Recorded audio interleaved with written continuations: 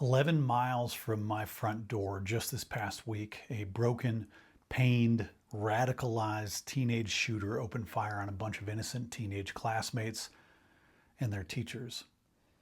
I know families and students at that school. My heart is broken. My kids are afraid. Our state and nation are reeling from an all too familiar nightmare. At about the same time, on the same day, a horrific political assassination took place at a university in Utah. I'm a little too raw to offer any solutions to the issues that led to these events or even any commentary on the events themselves. If you're looking for that, just log into literally any media anywhere. You'll find plenty of opinions and positions and hot takes and reactions. Plenty. Instead, I find myself reflecting on my own reactions and responses to these traumatic events. And I suspect I'm not alone in the way I responded. Alone. That's pretty much how I responded. I wanted to hide. I wanted to be alone and just scroll on my phone. I found myself sneaking off to a corner of my house, my face glowing eerily as the artificial light from my phone screen bounced off it.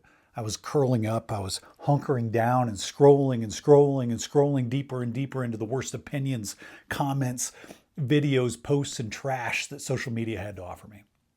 I was eating a big bowl of ExtremiO's. I was gorging on the worst content I could find. I was devouring the empty calories of distant opinions, and I was deeply inhaling the cheap high of the angry mob. I was feasting in isolation on an artificial meal of actually nothing at all.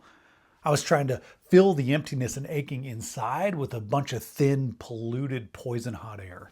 As it turns out, the only thing I was actually feeding was the fat bellies of the billionaires who own the social media sites, enriching their digital empires within which we shuffle, drooling like lowly servants trapped in an eternal purgatory.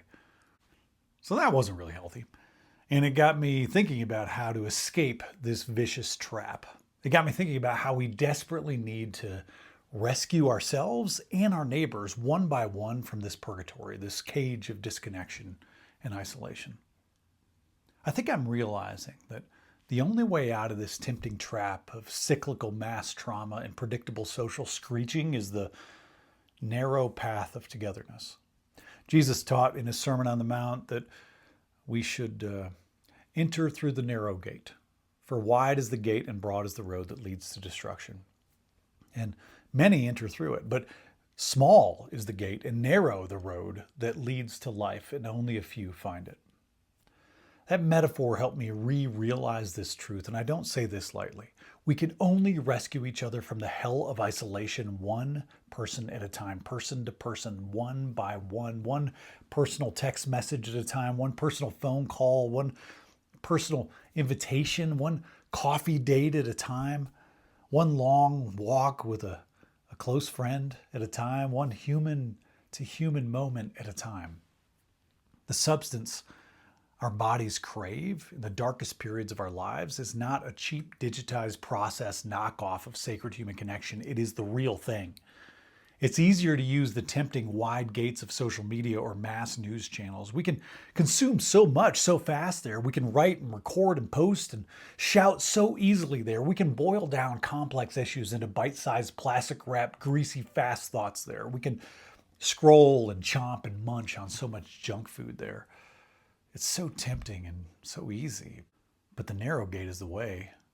The narrow gate requires intimacy. The narrow gate requires personal care. The narrow gate reminds us that we are specifically engineered as human beings to see, hear, and love one another up close. Our eyes and ears and voices and reach are set up in such a way that we crave touch and gentle nearness. We are built for togetherness. Do I believe this is the best way for me to heal personally, to reach out to real individual human beings in my life and feel the warmth of connection? Yeah. Will I do it, or will I just jump on social media? I don't know. But do I also believe that the narrow gate of sacred, personal, intimate human connection is the only way we can address our horrific collective societal violence and our deadly addiction to public division? Yeah. But the wide gate and broad road of your team versus my team, bad people versus good people, red versus blue, mostly digital shouting is so tempting and cheap and easy, isn't it? We're all so used to it. Alone we sit, trapped and high in our little convenient cages, while our neighbors are trapped in their own, waiting to be rescued, waiting for our invitation. Here's a short blessing. Loving God, shine your light toward the narrow gate of togetherness. Push us off the broad, easy road toward one another in personal, close, intimate ways. Show us each other's faces and hearts up close and help us rescue each other from the purgatories of isolation we've built. Amen. Between is about you. Take this message into your life this week and fill the space between you and every person you encounter with your sacred love and God's sacred light, which is inside of you. My favorite church is the space between people.